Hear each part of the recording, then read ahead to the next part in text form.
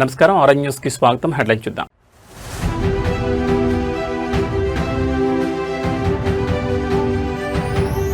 Finance commission నిధుల దుర్వినియోగం, జగన్ 5 ఏళ్ల విధ్వంసకర పాలనపై కూటమి ప్రభుత్వం సంచలన వ్యాఖ్యలు.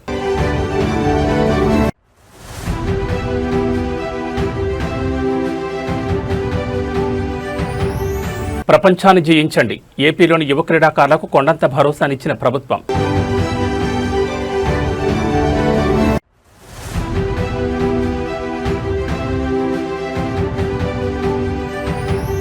తుమ్మిడిహెట్టి బ్యారేజ్ ఎత్తు పెంపు, మహారాష్ట్రను ఒప్పించాలని కేంద్ర జలశక్తి మంత్రికి సీఎం రేవంత్ రెడ్డి విజ్ఞప్తి.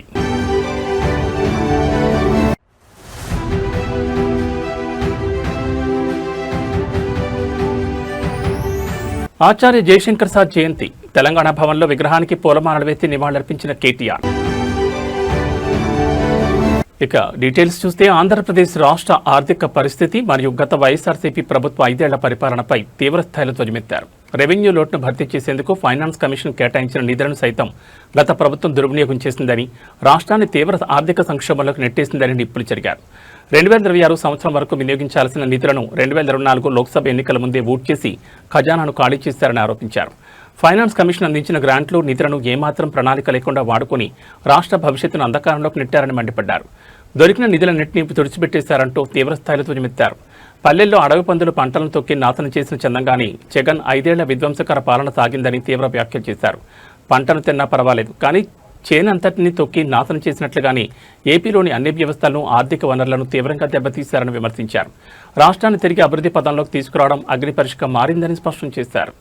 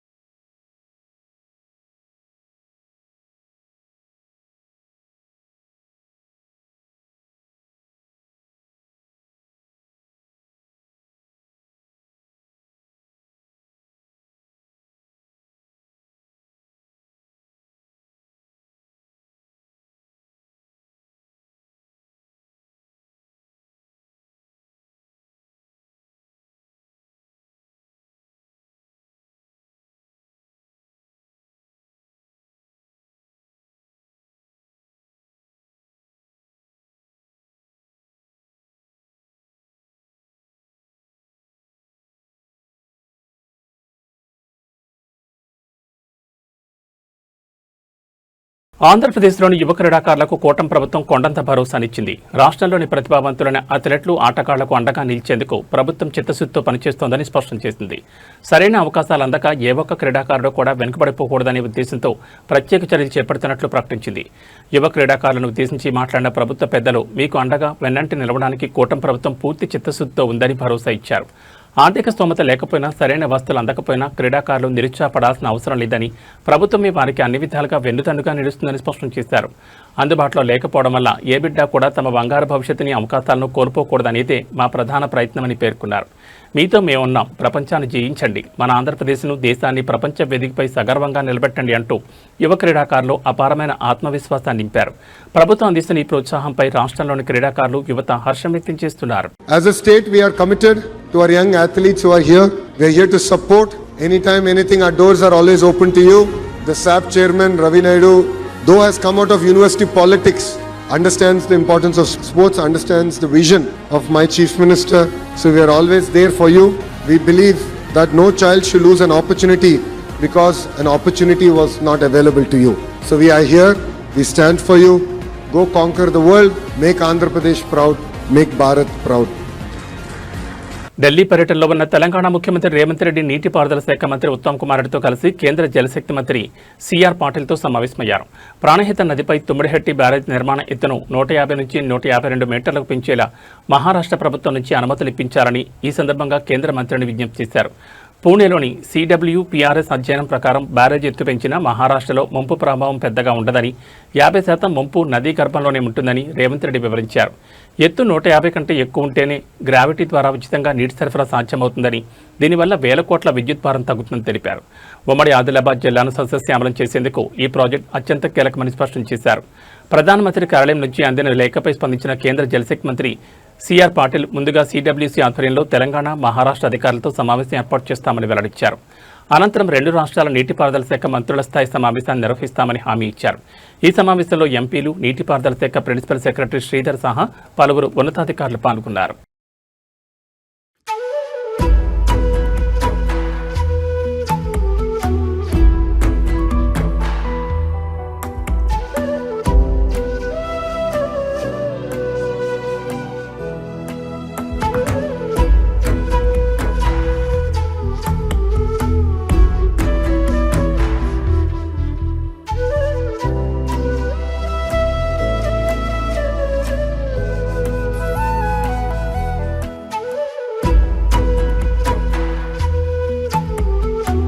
తెలంగాణ సిద్ధాంతకర్త ఆచార్య ప్రొఫెసర్ జయశంకర్ సార్ జయంతి వేడుకలను బీఆర్ఎస్ పార్టీ ఘనంగా నిర్వహించింది. హైదరాబాద్లోని తెలంగాణ భవన్లో BRS working president KTR, party ముఖ్య నాయకులు మరియు ప్రజాప్రతినిధులతో కలిసి జయశంకర్ విగ్రహానికి పూలమాలలు వేసి ఘనంగా నివాళులర్పించారు. ఈ సందర్భంగా తెలంగాణ భవన్లో ప్రొఫెసర్ జయశంకర్ సార్ చేసిన సేవలను, ఆయన అందించిన భావజాలాన్ని బీఆర్ఎస్ శ్రేణులు స్మరించుకున్నాయి. కేటీఆర్ మాట్లాడుతూ ప్రత్యేక తెలంగాణ రాష్ట్ర సాధన ఉద్యమంలో జయశంకర్ సార్ పోషించిన పాత్ర అజరామమైందని కొనియాడారు. తెలంగాణ ప్రజలకు స్వరాష్ట్ర కాలం నెరవేరేలా ప్రతి ఒక్కరిలో ఉద్యమ స్ఫూర్తిని రగిలించిన మహనీయుడిని గుర్తు చేశారు. జయశంకర్ సార్ ఆశయాలకు అనుగుణంగా తెలంగాణ రాష్ట్రాన్ని ముందుకు తీసుకెళ్లడమే ఆయనకిచ్చే నిజమైన నివాళి అని బీఆర్ఎస్ నాయకులు పేర్కొన్నారు. రాష్ట్ర వ్యాప్తంగా బీఆర్ఎస్ శ్రేణులు జయశంకర్ సార్ జయంతిని పురస్కరించుకుని ఆయన చిత్రపటాలు, విగ్రహాలకు పూలమాలలు వేసి నివాళులర్పించాయి. ఈ కార్యక్రమంలో బీఆర్ఎస్ పార్టీ ప్రజాప్రతినిధులు, మాజీ మంత్రులు, సీనియర్ నాయకులు మరియు కార్యకర్తలు పెద్ద ఎత్తున పాల్గొన్నారు.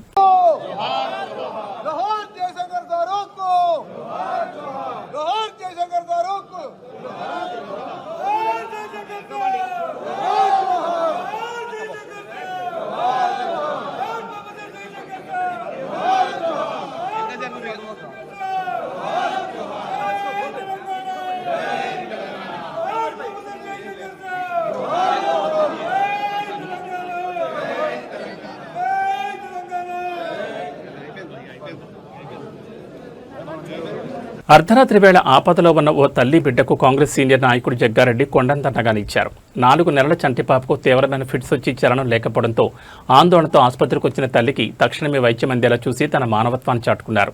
సంగారెడ్డి చెందిన ప్రవళిక అనే మహిళ తన 4 నెలల పాపకు ఫిట్స్ వచ్చి స్పృహ తప్పడంతో రాత్రి 1 గంట సమయంలో ఆటోలో ఆసుపత్రికి వచ్చింది. అదే సమయంలో ఆసుపత్రిని ఆకస్మిక తనిఖీ చేసేందుకు వచ్చిన జగ్గారెడ్డి ఆసుపత్రి ప్రాంగణంలోని మహిళల వార్డు వద్ద పాపను ఎత్తుకుని కన్నీళ్లతో నిల్చుని ఉన్న ప్రవళికను చూసి వెంటనే పలకరించారు. పాపలో చలనం లేదని, రాత్రివేళ ఒంటరిగానే వచ్చానని ఆమె ఆవేదన వ్యక్తం చేసింది. పరిస్థితి తీవ్రతను గ్రహించిన జగ్గారెడ్డి క్షణం కూడా ఆలస్యం చేయకుండా తల్లి బిడ్డను తన సొంత కారులోనే ఎక్కించుకుని వెంటనే MCH కేంద్రానికి తీసుకెళ్లారు. అక్కడి వైద్యులతో స్వయంగా మాట్లాడి పాపకు తక్షణమే అత్యవసర చికిత్స ప్రారంభమయ్యేలా చర్యలు తీసుకున్నారు. జగ్గారెడ్డి సమయస్ఫూర్తితో స్పందించడంతో పాపకు సకాలంలో వైద్యం అందింది. అర్ధరాత్రి వేళ ప్రజాప్రతినిధిగా జగ్గారెడ్డి స్పందించిన తీరుపై, చూపిన మానవత్వంపై స్థానికులు మరియు నెటిజన్లు ప్రశంసల జల్లు కురిపిస్తున్నారు.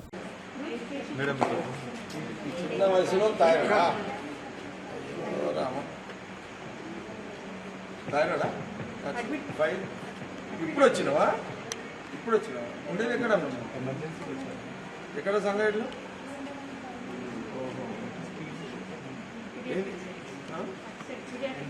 ఇక్కడ కాదా మరి ఇక్కడ వచ్చింది అక్కడ అట్లా వీడికి ఎందుకు వచ్చినావు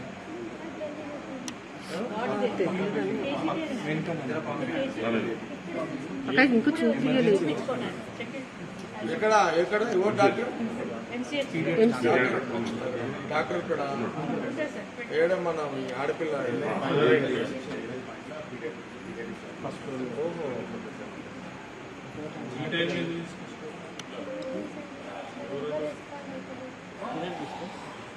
సరేదా చూద్దాం.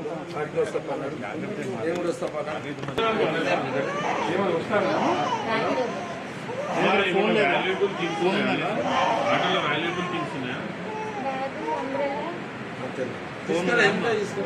కింద లేడట అటు పోయి చూస్తాం.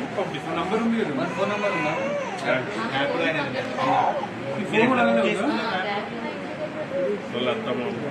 సరే ఓకే మీ హస్బెండ్ వస్తారు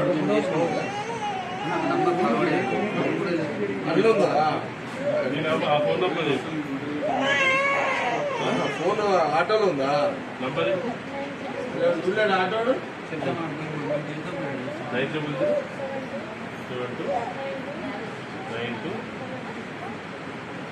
డబల్ అర్చనా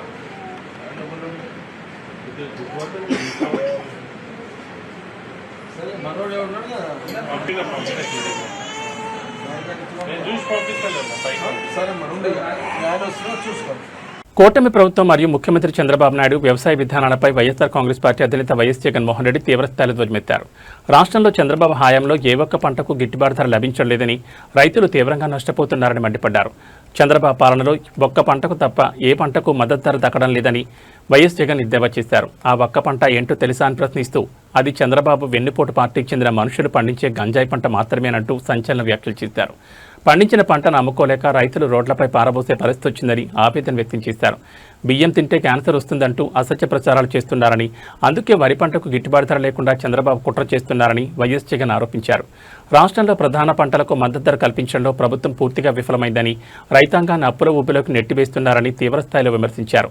రైతుల సమస్యలపై తమ పోరాటం కొనసాగుతుందని వైఎస్ జగన్ స్పష్టం చేశారు. ఏ రైతుకు గిట్టుబాటు ధరలు రాలేదు, ఏ పంటకు చంద్రబాబు గారి హయాంలో గిట్టుబాటు ధరలు రాలేదు. గిట్టుబాటు ధరలు వచ్చింది కేవలం ఒకే ఒక్క పంటకు. ఆ రైతులు కూడా చంద్రబాబు గారి వెన్నుపోటు పార్టీకి సంబంధించిన మనుషులే. అది ఏ పంటో తెలుసా? ఓ గంజాయి తప్ప. చంద్రబాబు నాయుడు గారు అంటాడు బియ్యం తింటే క్యాన్సర్ వస్తుందంట, కాబట్టి వరికి గిట్టుబాటు ధరలు రాకుండా డమాల్ చేసే కార్యక్రమం చేశాడు. చంద్రబాబు నాయుడు అంటాడు మిర్చి తింటే అసిడిటీ వస్తుందంట, కాబట్టి మిర్చి పంటకు గిట్టుబాటు ధరలు రాకుండా డమాల్ చేశాడు. మామిడి తింటే చంద్రబాబు నాయుడు గారు అంటారు షుగర్ వస్తుందట, అందుకే మామిడి పంటను కూడా డమాల్ చేశాడు. గిట్టుబాటు ధరలు లేకుండా రైతులు రోడ్డు మీదకి వచ్చాడు. ఇక పొగాకు పరిస్థితి చూస్తే హెల్త్ దెబ్బతింటుందంట, పొగాకుకు మంచి రేట్ వస్తే అని పొగాకు రైతులు కూడా ఇవాళ డమాల్ అనిపించాడు. చంద్రబాబు నాయుడు గారి పరిపాలనలో రైతులు హానికరం, వ్యవసాయానికి చంద్రబాబు నాయుడు గారి పరిపాలన ప్రమాదకరంగా ఈ రోజు రాష్ట్రంలో పరిస్థితులు ఉన్నాయి. ఏలూరు జిల్లా ద్వారకా తిరుమల డాక్టర్ బిఆర్ అంబేద్కర్ గురుకుల పాఠశాలలో ప్రిన్సిపల్ కాఠిన్యం తీవ్ర కలకలం రేపింది. 5వ తరగతి చదువుతున్న ఓ చిన్నారి పుట్టినరోజు వేడుకలు చేసుకునేందుకు వచ్చిన తల్లి బంధువుల పట్ల ప్రిన్సిపల్ ప్రదర్శించిన ప్రవర్తనపై తీవ్ర ఆగ్రహావేశాలు వ్యక్తమవుతున్నాయి. పాప పుట్టినరోజు సందర్భంగా కేక్, కొత్త బట్టలతో గురుకుల పాఠశాలకు వచ్చిన తల్లి బంధువులను ప్రిన్సిపల్ లోపలికి వెళ్లనివ్వకుండా అడ్డుకున్నారు. సాయంత్రం వరకు పాఠశాల గేటు వద్ద నిరీక్షించిన బంధువులతో వాగ్వాదాన్ని దిగిన ప్రిన్సిపల్ సాయంత్రం వేళ ఆ 5వ తరగతి చిన్నారిని కూడా పాఠశాల నుంచి బయటకు పంపించేశారు. సమయం దాటిపోవడంతో రాత్రి వేళ స్వగ్రామానికి వెళ్లేందుకు బస్సులు లేక ఆ చిన్నారి, తల్లి మరియు బంధువులు బస్టాండ్లోనే బిక్కుబిక్కుమంటూ రాత్రంతా గడిపారు. విద్యాశాఖ మంత్రి నారా లోకేష్ విద్యా వ్యవస్థలో తీసుకొచ్చిన మార్పు ఇదేనా అని, గురుకులాల్లో విద్యార్థుల భద్రతను పణంగా పెట్టిన ప్రిన్సిపల్పై చర్యలు తీసుకోవాలని నెటిజన్లు, స్థానికులు ప్రశ్నిస్తున్నారు. ఈ ఘటనపై ఉన్నతాధికారులు తక్షణమే స్పందించి ప్రిన్సిపల్పై కఠిన చర్యలు తీసుకోవాలని డిమాండ్ చేస్తున్నారు.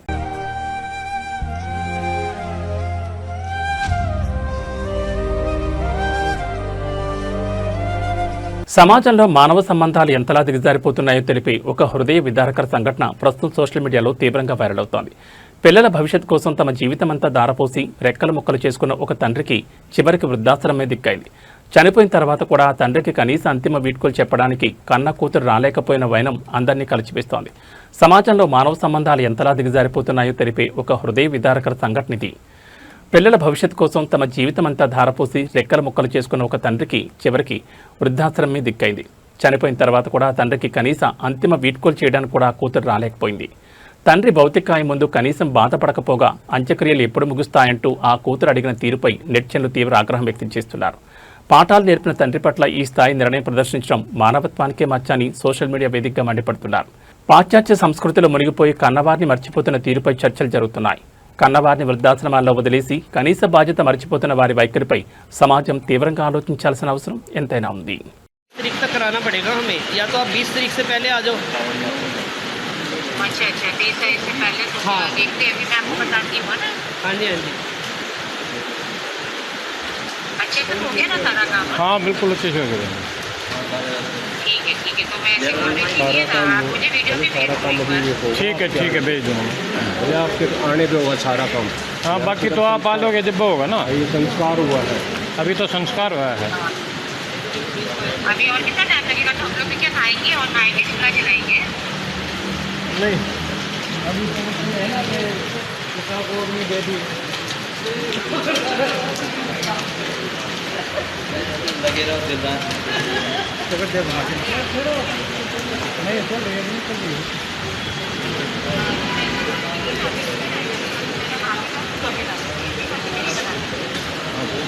बस 10-15 मिनट में हो जाएंगे। हाँ हाँ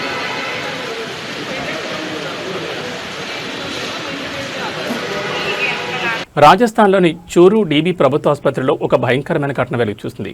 ఆసుపత్రికి వచ్చిన ఓ మహిళపై ఉన్నట్టుండి పైకప్పు ప్లాస్టర్ కూలిపడింది.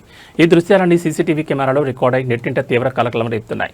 అయితే ఈ వీడియో చూసిన తర్వాత ప్రభుత్వ భవనాల నిర్వహణపై ప్రజల నుంచి సంచలన ప్రశ్నలు వ్యక్తమవుతున్నాయి.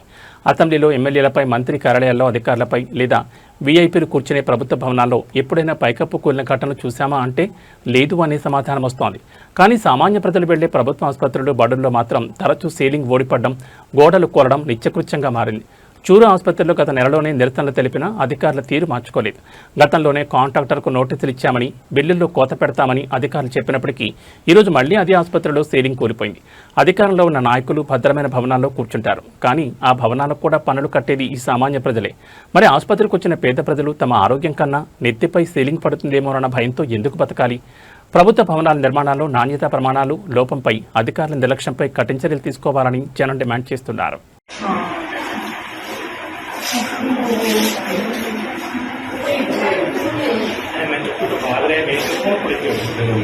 తూర్పుగోదావరి జిల్లా రాజమండ్రిలో అత్యంత దారుణమైన సంఘటన వెలుగు చూసింది. స్వల్ప వివాదాన్ని మనసులో పెట్టుకుని మద్యం మత్తులో ఇద్దరు యువకులు క్రూరత్వానికి తెగబడ్డారు.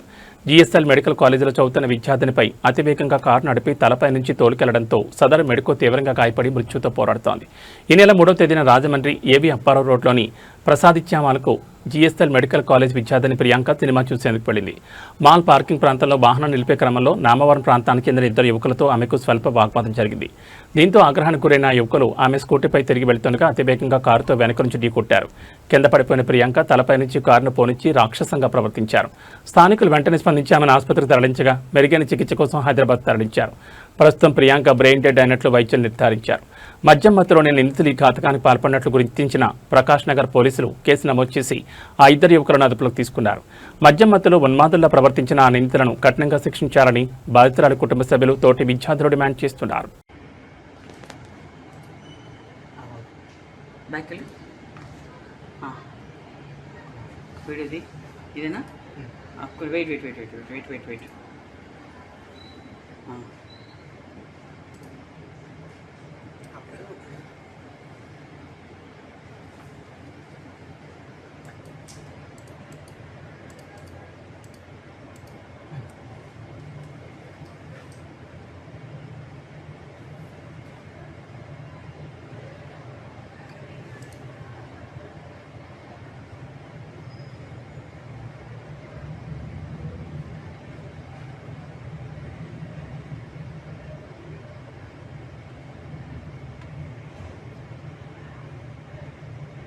హైదరాబాద్ బులియన్ మార్కెట్లో ఇవాళ పసిడి ధరలు ఒక్కసారిగా భారీగా దూసుకెళ్లాయి. అంతర్జాతీయ మార్కెట్ ప్రభావంతో పాటు స్థానిక డిమాండ్ కారణంగా బంగారం ధరలు మునిపెన్నడూ లేని రీతిలో రికార్డు స్థాయిలో ఎగబాకాయి. మార్కెట్ వర్గాల సమాచారం ప్రకారం ఇవాళ 24 క్యారెట్ల 10 గ్రాముల బంగారం ధర ఏకంగా 2,890 పెరిగి 1,49,730కి చేరుకుంది. అంటే దాదాపు 1,00,000 మార్క్ సమీపంలోకి పసిడి రేటు దూసుకెళ్లింది. ఇక ఆభరణాల తయారీకి ఎక్కువగా ఉపయోగించే 22 క్యారెట్ల 10 గ్రాముల పసిడి ధర 2,650 ఎగబాకి 1,37,250 వద్ద పలుకుతోంది. తెలుగు రాష్ట్రాల్లోని ప్రధాన నగరాల్లో ప్రాంతాన్ని బట్టి ఈ ధరల్లో స్వల్ప తేడాలుండే అవకాశం ఉంది. బంగారంతో పాటు వెండి కూడా మార్కెట్లో గరిష్ట స్థాయిలోనే కొనసాగుతోంది. ప్రస్తుతం మార్కెట్లో కేజీ వెండి ధర 2,40,000గా నమోదు కావడం గమనార్హం.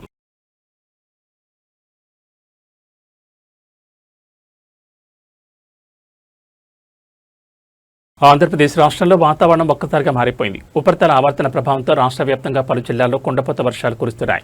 పలు ప్రాంతాల్లో ఇప్పటికే భారీ వర్షం నమోదు కాగా మరికొన్ని జిల్లాలకు విపత్తు నిర్వహణ సంస్థ వర్ష సూచనతో పాటు పిడుగుల హెచ్చరికలు జారీ చేసింది. ఉపరితల ఆవర్తనం కారణంగా ఎన్టీఆర్ జిల్లా మైలవరం, కంచకిచర్ల మండలాల్లో వర్షం దంచుకొట్టింది. బాపట్ల జిల్లా చెరుకుపల్లి, పశ్చిమ గోదావరి జిల్లా పెనుమంట్ర పరిసర ప్రాంతాల్లో కూడా భారీ వర్షం కురవడంతో రోడ్లన్నీ జలమయమయ్యాయి. వాగులు, వంకలు ఉప్పొంగి ప్రవహిస్తుండటంతో వాహనదారులు, స్థానిక ప్రజలు రాకపోకలకు తీవ్ర అవస్థలు పడుతున్నారు. ఇవాళ శ్రీకాకుళం, పోలవరం, డాక్టర్ బిఆర్ అంబేద్కర్ కోనసీమ, తూర్పుగోదావరి, పశ్చిమ గోదావరి, పొట్టి శ్రీరాములు, నెల్లూరు, తిరుపతి జిల్లాల్లో పిడుగులతో కూడిన తేలికపాటి నుంచి ఓ మోస్తరు వర్షాలు కురిసే అవకాశం ఉందని ఏపీఎస్డీఎంఏ వెల్లడించింది. ఉరుములు, మెరుపులతో పాటు పిడుగులు పడే ప్రమాదం ఉన్నందున వర్షం పడే సమయంలో పొలాల్లో ఉండే రైతులు, కూలీలు చెట్ల కింద ఉండకుండా సురక్షిత ప్రాంతాలకు వెళ్లాలని అధికారులు సూచిస్తున్నారు. మరో 2 రోజుల పాటు వర్షాలు కొనసాగే అవకాశం ఉన్నందున ప్రజలందరూ అప్రమత్తంగా ఉండాలని వాతావరణ శాఖ స్పష్టం చేస్తోంది.